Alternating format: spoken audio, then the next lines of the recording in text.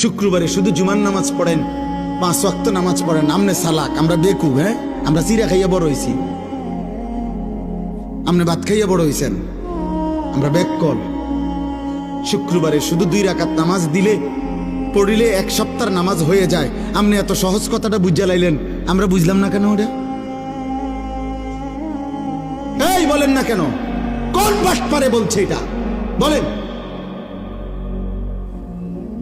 কোন হুজুর তো দূরে থাক, কোন বাটপারে বলছে কিনা আপনারে যে যে হে মুসলমানের বাচ্চা, শুধু শুক্রবারে 2 রাকাত নামাজ পড়লে চলে আর 1 সপ্তাহ নামাজ পড়তে হয় না? এটা কোন সিটারে বলছে আপনার?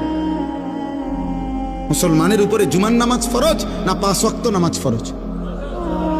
তো জুমার নামাজ কি আলগা নামাজ? শুক্রবারে নামাজ 6 ওয়াক্ত। তো তাইলে শুক্রবারে নামাজ কয় ওয়াক্ত? তো শনিবারে কয় ওয়াক্ত? তো রবিবারে কয় ওয়াক্ত? তো তাহলে নামাজ কয় ওয়াক্ত ফরজ? তো আপনি এটা আলগা করলেন কেন? কোরআন শরীফের এটা মনে করেন আপনি এই পুরা কোরআন শরীফ থেকে আপনার বুঝে ধরছে না, এরকম 2টা আয়াত আপনি এনতে সরাইলাম? অনুমতি আছে? তো তার আপনি এটা কেমনে, আপনি ভাগ করলেন কেমনে যে বেকুব যারা হেরা পরে 5 ওয়াক্ত, আমি বুদ্ধিমান আমি পড়ি 1 ওয়াক্ত? আপনারা শুনছেন কেন হজরতে খুব সুন্দরভাবে কিছু কথা কইছেন।